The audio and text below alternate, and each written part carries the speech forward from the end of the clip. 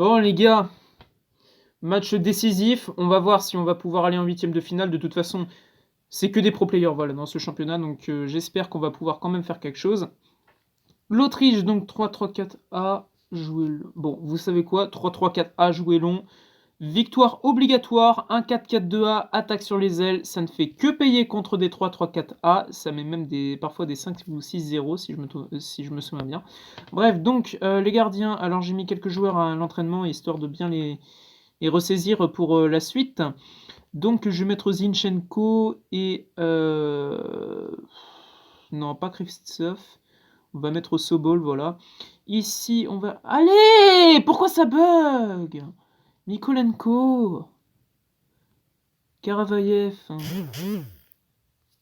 Non, c'est pas le moment là. Attends. Réfléchissons bien. Je vais pas mettre Malinovski. Parce qu'il commence. Oui. On va mettre. Alors déjà ici, donc Stepanenko. Ici, qui on va mettre? Sidolchuk. Allez, on va mettre Sidolchuk. Serhii Sidolchuk, capitaine du Dynamo de Kiev. Chaparenko. Et ici, on va mettre Kofalenko. En attaque, on va mettre Marlos, non, on va le mettre en tant que remplaçant. Tsihankov et Konoplianka. 77, les deux sont de général, donc on va mettre un neutre à 51. Presser l'adversaire, non, on va mettre un équilibré à 59, voilà. Des passes rapides à 61, voilà. Tacle modéré. Attaque sur les ailes. Rester en place, pas de piège du hors-jeu. Spécialiste, capitaine Lounine. Mais tu te prends pour qui, toi, frère? Tu te prends pour qui? On va mettre... Qui on va mettre? Konoplianka ou Stepanenko? Allez, on va mettre Taras Stepanenko. Oui, son prénom c'est Taras, oui, je sais. Tirankov en tant que tireur de penalty. Coup franc. Personne n'a encore mis de but. Ah si, il y a Zinchenko. Choisis un bon milieu attaquant. Je vais pas mettre Konoplianka. On va mettre Chaparenko. Voilà.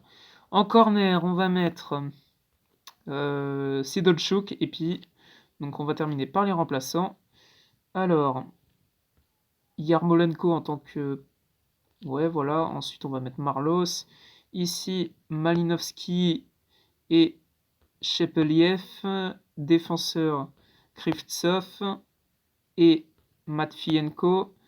Gardien, Boyko. Et puis voilà. Voilà. Bon, j'espère que ça va plutôt bien se passer. C'est un bot de toute façon. Donc si franchement on perd, je vois pas... j'ai plus les mots. Si on gagne, c'est logique. Et s'il y a égalité, on est quand même qualifié puisqu'on a une meilleure différence de but comparée à l'Ukraine. Donc, il n'y a pas trop de soucis à ça. Donc voilà. Qu'il soit qualifié ou pas, l'Autriche en tant que meilleur troisième, c'est pas notre intérêt. L'intérêt, c'est qu'on se qualifie en tant que deuxième. Voilà. Parce que oui, comme j'ai dit dans la précédente vidéo, les Pays-Bas perdent contre la Macédoine du Nord. Non. Je pense pas. Bref, de toute façon, je vais gagner que contre des bots. Je suis sûr qu'en huitième, je vais me faire exploser. Et puis voilà. De toute façon, je pense que je vais surtout faire figuration. Et voilà. D'ailleurs, petit point comme ça, mais sinon... Force à l'Allemagne. Celui qui dirige l'Allemagne, il a perdu contre la France et le Portugal. Il joue contre la Hongrie, mais il faut qu'il termine en tant que meilleur troisième, mais avec une différence de -6. Ça va vraiment être compliqué, franchement. Bref, donc...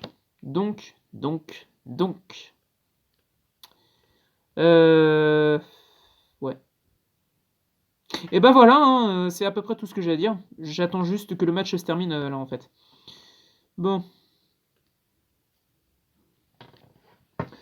Bref. En tout cas, du coup, pourquoi j'ai pris l'Ukraine d'ailleurs? Certains vont se demander. Parce que c'est le pays d'Europe qui est réputé pour les putes, voilà. Et puis aussi parce que c'est une équipe qui est assez jeune, donc il y a pas mal de jeunes à entraîner. Sauf que j'ai rejoint le championnat un peu trop tard, donc j'ai pas eu le temps d'entraîner un peu tout le monde. Donc ça, c'est un peu dommage. Bref, j'espère tomber contre un adversaire qui est pas forcément très dur. Et sinon, voilà pour moi. Bref, donc du coup, j'attends que le match se termine. Il devrait être... Oui, ça se dit apparemment, Kev. Faut croire qu'il y a des connards sur YouTube. Mais bon, hein, j'ai juste dit d'aller crécher et puis de retourner crécher en 2020 et puis de pas me casser les couilles. Je pense que c'est assez suffisant. Bon, quand est-ce que le match se termine là? Quand est-ce qu'il se termine? On passe à autre chose. Voilà. Hop. Alors, voyons voir un petit peu le résultat qu'on a fait. Même si ça n'a pas grand intérêt, puisque je pense quand même qu'on va pouvoir se qualifier. De toute façon, si on perd, je pense quand même qu'on peut se qualifier en tant que meilleur troisième. On a perdu seulement 1-0 face aux Pays-Bas. Et puis on a gagné 2-1 contre la Macédoine du Nord. Donc on a une différence de 0 au moment... juste avant le match. Enfin, avant la troisième journée. Bref. En tout cas, c'est parti. Normalement, je vois bien un petit 1 ou 2-0. Voilà. 1-0 ou 2-0. Alors, bon, pour l'instant, évidemment, les occasions sont un peu plus de notre côté. Ok. Petite occasion pour l'Autriche. Ok, 0-0. Je vois bien un petit 1-0. Ta gueule. Voilà. Hop. Voilà. Petit but de Sobol. Sobol, c'est un de mes défenseurs en plus. Ah, Konopionka, voilà, un attaquant qui marque. Ok, donc 2-0. Bon, bah voilà. Bon, et bah voilà, hein, le résultat est là. C'est un des résultats que je m'attendais, 2-0. Voilà, mais je pense qu'il y a quand même un truc à dire. Oui. Chaparenko ne soit pas à la hauteur. Ok, je vais me souvenir de ça. Continuer.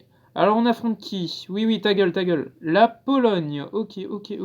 La Pologne. Ouais. Bon.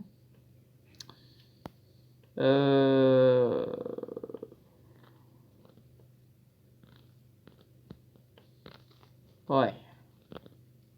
Ça va être chaud. Il y a quasiment 1 million de différence de général. Bon, bah pour les huitièmes de finale, du coup, on va affronter la Pologne. On va voir un petit peu qui affronte qui. Donc, du coup, l'Autriche n'est même pas dans les meilleurs troisièmes. Donc, voilà. La Macédoine du Nord, on s'en bat les couilles. C'est un pays qui intéresse personne. Et on savait qu'il terminerait avec 0 points. La Suisse avec 0 points, tiens donc. Les pays de Galles qui sont pas entraînés mais qui se qualifient. La Russie, c'est pareil. Et la Finlande, tout le monde s'en branle, pareil. La République tchèque, c'est pareil. La Slovaquie, c'est l'autre troisième qui n'est pas qualifié. La Suède aussi avec 0 points, tiens donc. Et l'Allemagne a réussi à se qualifier, d'accord. Et la Hongrie termine logiquement dernière. On va voir un petit peu les résultats. Ok. Oh là là, 2-3, la vache. C'était un petit peu chaud. Ok. Ah oui, 5-0 contre la Hongrie. Ah oui, ça a complètement effacé la différence de but. Ok, c'est le Portugal qui a donc éliminé la France. Et donc en huitième de finale, il y a quoi? Pologne-Ukraine, ok. France-Angleterre, ça va être intéressant. Croatie-Espagne, Russie-Italie. Bon, on sait tous que c'est l'Italie qui va se qualifier. Belgique-Pays-Bas. Le duel du Benelux. Voilà. Le fameux classique entre la Belgique et les Pays-Bas. Écosse-Turquie. Pays de Galles, Portugal. Bon, on sait tous que c'est le Portugal qui va passer, ok. Et Allemagne-Danemark, ok. Bon, ok. Je vais pas dire mes pronostics. Pour l'instant, je vais juste me concentrer contre le match face à la Pologne. Voilà, donc j'espère que ça va plutôt bien se passer. J'aimerais juste que voilà, on fasse plutôt un bon résultat et que tout se passe bien. Voilà, ça serait quand même autre chose. Et puis voilà. Et pourquoi j'ai mis Boyko en entraînement? Mais je suis con, moi, il a même pas joué encore. Bon, bref. Enfin, en même temps, je dis ça, mais quand tu vois Piatov qui a joué qu'un seul match et puis qui s'est démerdé à avoir un carton jaune. Ouais. Bon, les défenseurs, voilà. Ouais, bon, bah on va essayer de se débrouiller comme on peut. Niveau force, tout le monde est dans le vert clair, donc tout ça c'est bon. Et puis voilà, tous mes joueurs ont joué, à part Artem Kravets, mais ça on s'en branle puisque c'est un joueur qui va absolument pas jouer. Et puis voilà, c'est à peu près tout ce que j'ai à dire. Bon, et bah du coup on se retrouve pour les huitièmes de finale. J'espère qu'en tout cas ça va être un bon match face à la Pologne, hein, parce que j'en ai marre un petit peu de faire figuration, même si je pense que je vais faire figuration. Voilà. Bref.